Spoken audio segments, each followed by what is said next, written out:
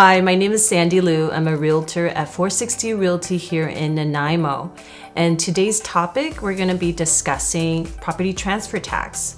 And if you're in the market to purchase a house, property transfer tax will most likely affect you. Today we have a special guest. His name is Bill Rutledge. He is a Notary Public here in town with over 15 years of experience. And he's going to be giving us some information about property transfer tax. Does it apply to you? And are there any exemptions? Thank you so much for joining us, Bill. Thank you, Sandy, for having me.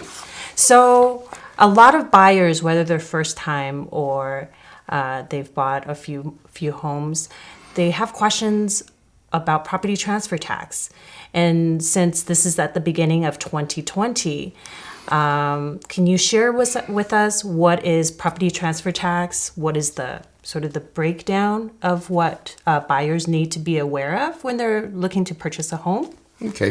The property transfer tax, the basic property transfer tax, has been around for approximately 40 years. It's charged on every property purchase in British Columbia.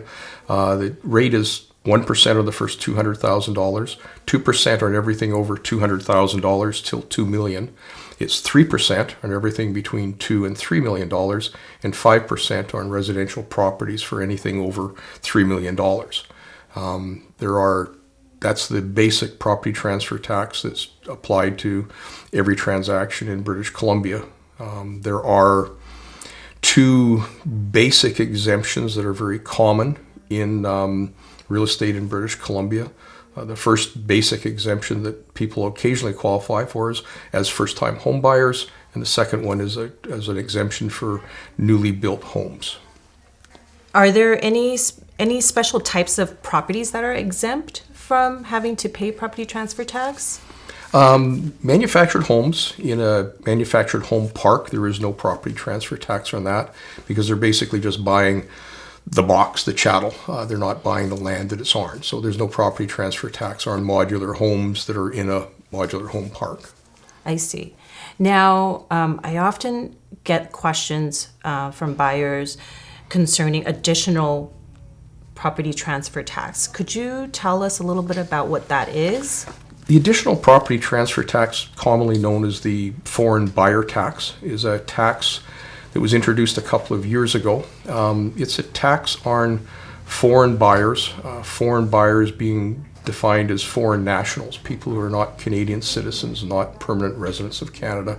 It's also applied to foreign companies, foreign corporations, or foreign taxable trustees. The tax for a foreign buyer tax is 20% of the value of the property. So a foreign buyer would be paying the basic property transfer tax plus an additional 20%. Basic difference between the foreign buyer tax or additional property transfer tax and the regular transfer tax is it's only applied in specific regions with British Columbia. There's 5 areas of British Columbia it applies to. The foreign buyer tax is based on a regional district basis. So for example, properties in the regional district of Nanaimo attract that 20% tax. Properties in the Comox Valley Regional District don't attract the tax. Properties in the Victoria Regional District, or Capital Regional District, attract the additional transfer tax. Cowichan Valley does not attract the transfer tax. So it's very specific areas of BC. Greater Vancouver, Metro Vancouver area, Okanagan, they all attract the tax, but Northern British Columbia, Eastern British Columbia don't attract that tax.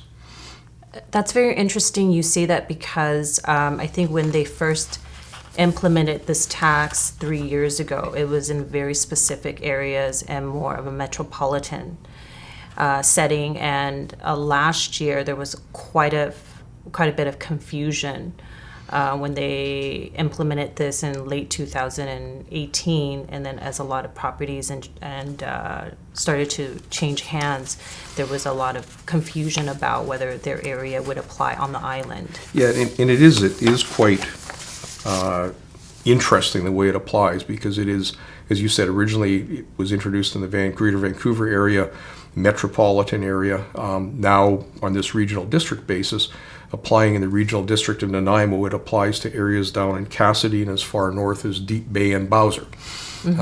Arrington, it applies in Arrington. Again, not places we think of as metropolitan areas, but it's within the regional district of Nanaimo, and that's where that 20% tax applies.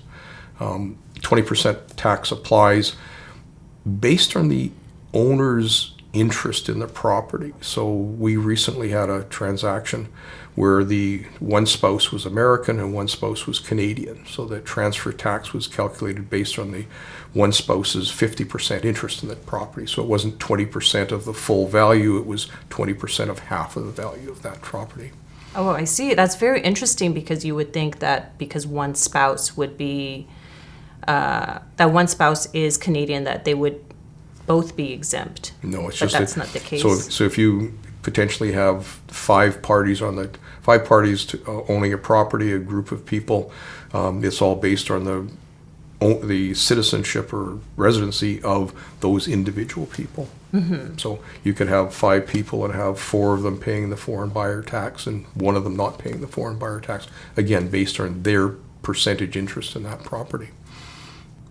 One of the things, going back not to the foreign buyer tax, but the basic property transfer tax, I mentioned that 2 of the common exemptions to the basic property transfer tax are for first-time home buyers and for newly built houses.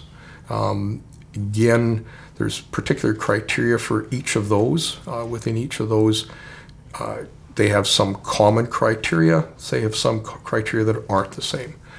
First-time home buyer, to qualify as an exemption as a first-time home buyer, you have to be a Canadian citizen or permanent resident.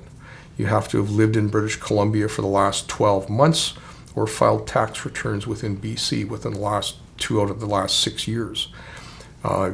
Property has to be your principal residence. You have to occupy it within 92 days, and you have to live in it for the balance of the year. So if a person is a first-time home buyer, purchases a property and then sells it 6 months later, the province will tax them for the portion of the tax they didn't pay. For that first-time home buyer tax, value of the property to get the full exemption has to be less than $500,000. And the property also has to be less than half a hectare, or 1.24 acres in size. And that sometimes is a surprise to clients that have purchased property in a rural area that has some acreage where they're a first-time home buyer, and they suddenly are hit with part of the transfer tax. Newly built homes, similarities between newly built home exemption and first-time home buyers. Newly built home, you have to be a Canadian citizen or permanent resident. That's common between both of them. You do not have to have lived in BC for the last year. So we've had clients that have moved from Ontario into a brand new house on completion day, and they don't pay the transfer tax. Newly built home, to get the full exemption, the property has to be less than $750,000, unlike the first-time home buyers, which is $500,000. Property, again, has to be less than half a hectare in size, or 1.24 acres. Person has to live in it for a year. They have to move in within 92 days. So that's those 2 basic exemptions that are most common for people buying property from other jurisdictions or within British Columbia. So it sounds like a lot of these criterias are really meant for the working class. The first-time home buyers would be exempt for a typical home, and the assistance would be provided for them to alleviate some of the cost in getting to a new house. Yeah. Thank you, Bill, for giving us so much information about property transfer tax. If you're in the market to purchase a house, it's very important to understand property transfer tax and how that would impact your decision on the property that you might be purchasing. For all the information that you see on this video, I'm going to put a link for Bill and some of the links to the government website, and also to myself if you have any further questions. Thank you so much for watching this video.